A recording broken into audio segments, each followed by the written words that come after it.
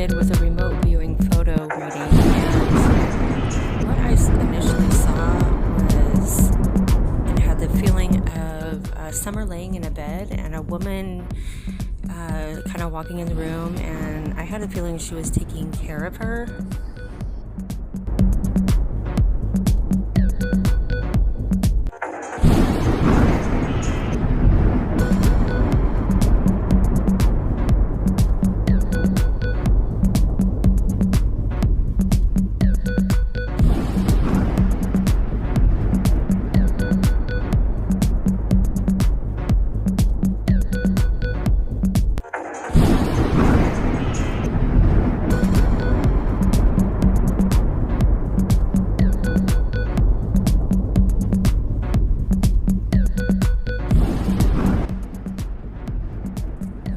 Now, it wouldn't be that too far-fetched for me because I have those missing person cases where, the family didn't seem to be acting right, for a missing person or child.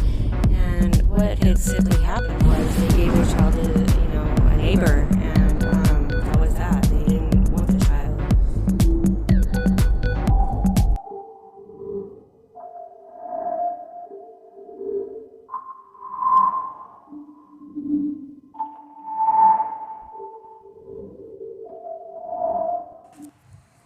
So when I did my pendulum reading and asked where Summer's movements were from the house, they took me to the neighbor's house. And so that's where initially I thought possibly that the neighbor, she was maybe given to the neighbor. And because it looks like she's laying in bed and there's a woman taking care of her. So that was my initial thought, was that she maybe was given to them. And then naturally, I did some investigating on the people who live there. And that's when I noticed that they were associated with someone with the last name Gilreath. And when I typed in Gilreath into Google, it showed, Wesley Gilreath, and he had recently been arrested for having pictures and videos of violent child pornography. So that was a real concern. Supremacist is sentenced to spend 15.5 years in prison for possession of child pornography. Federal prosecutors say Wesley David Gilreath left his unlocked iPhone on an RTD bus and say the phone had around 12,000 photos and videos of violent child pornography. RTD employees found the cell phone while cleaning, and while trying to find the phone's owner, they say they immediately encountered the disturbing images. FBI investigators say a search of Gilreath's apartment also uncovered a thumb drive with thousands of additional photos and videos, as well as books relating to white supremacy, a Nazi flag, a flag with symbols associated with white supremacy, and And at this point, there's a lot of people emotionally invested in this case. And what is it, what's the best outcome we can hope for at this point? Well, that would be for Summer to come home, right? And so, I really don't get a feeling that the parents did anything bad to their child. Okay, they may make mistakes like all parents do. They may be poor. They may not be the best parents, but those kids sure look happy. And, it's easy to point fingers because 99% of the time we know how this turns out, right? So that's where, I get caught up is what the normal outcome is for this kind of case. And my own intuition and what other people think and the parents' actions and what the whole country is going through at this time. So taking that all into consideration and giving it a lot of thought, I've come up with a few scenarios, and we know that most people who are watching this would say that the parents are acting weird, aren't acting right, talking in past tense and this and that. So, being that I don't think that they did anything really to harm Summer per se,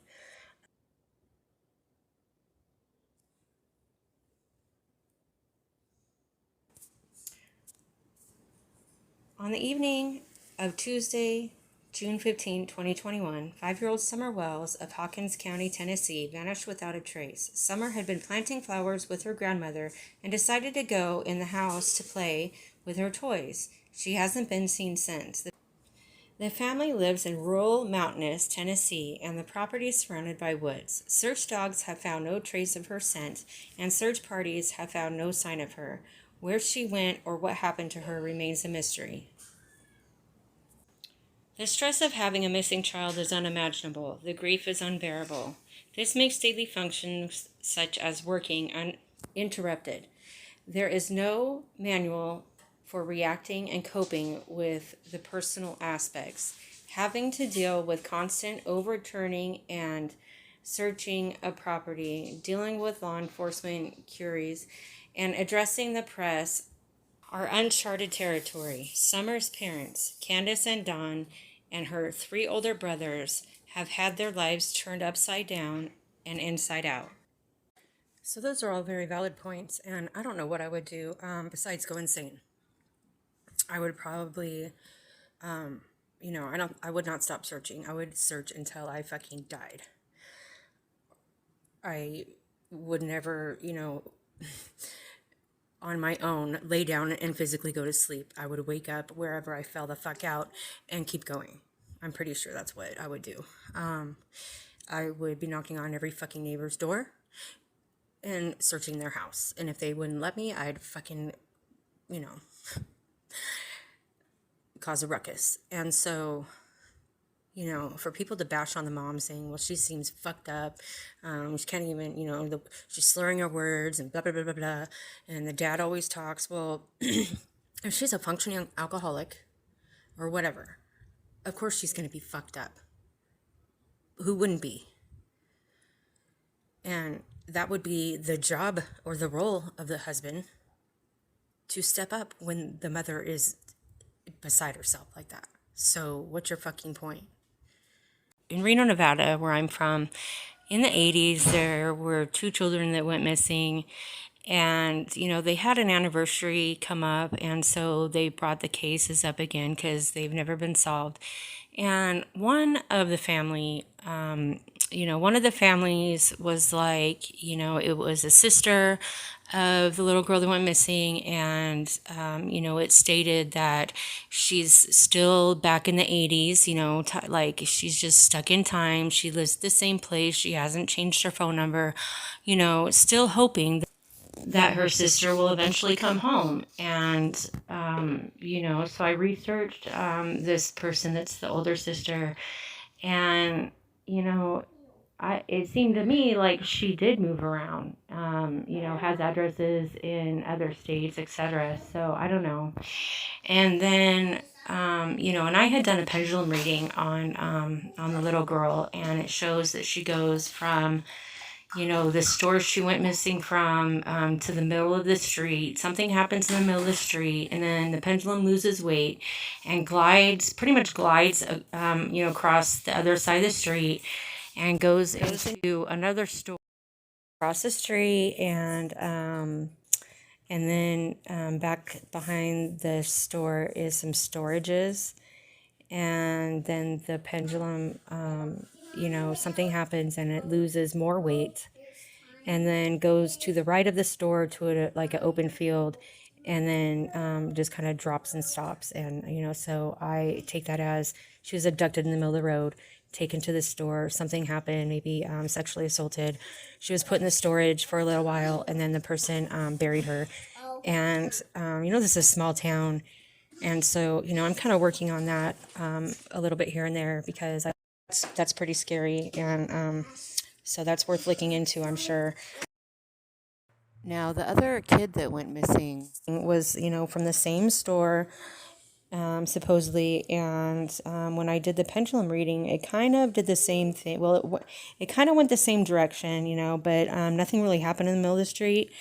But it went behind the storages to like a neighborhood and stopped at a house. So it also said that he was not deceased. So, I Googled the people who live there and such, and it's one of those last names that, like, if you have that last name, you're pretty much all related, type of name. And so, that's what I was thinking about Gilreath as well, although I could be wrong.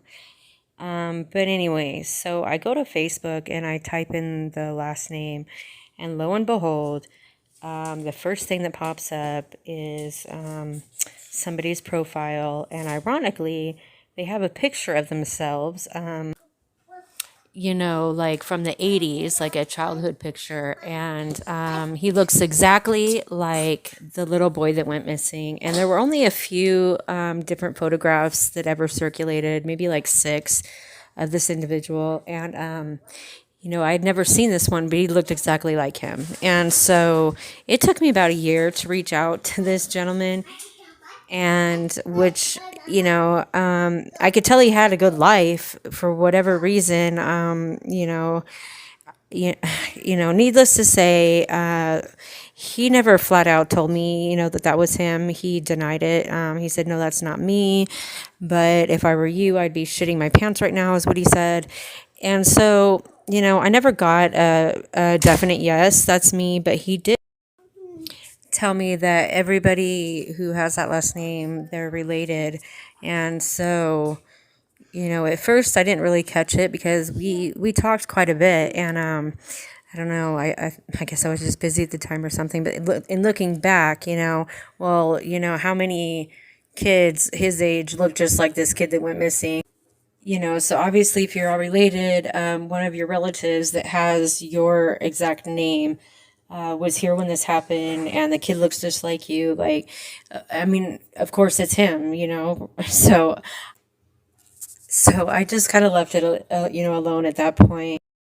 So, taking everything into consideration, I'm gonna say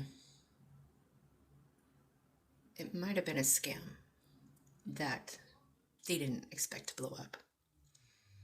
Like, everybody's hurting right now.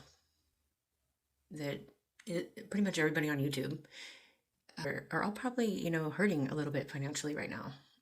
Most of us. And, it could be that a cry for help, thinking, there could be more people in on it even. Maybe the whole fucking town is, for all I know. But that would be awesome if it was a scam, because summer's really fine, And so that's something to think about. And it could be both, maybe it was a scam, and now she's put her daughter in harm's way, and maybe she knows that now. The facts that I've presented are real, and if that's the case and they are watching, you better go get your fucking daughter. And don't worry about what happens next. And I hope that there can be some kind of agreement to where these parents don't suffer consequences that make them do something else stupid, so that they don't have to suffer consequences, type thing. And if I'm wrong, I'm sorry, but I just want Summer to come home. And I don't think they hurt her. So what else could it be? Shit show.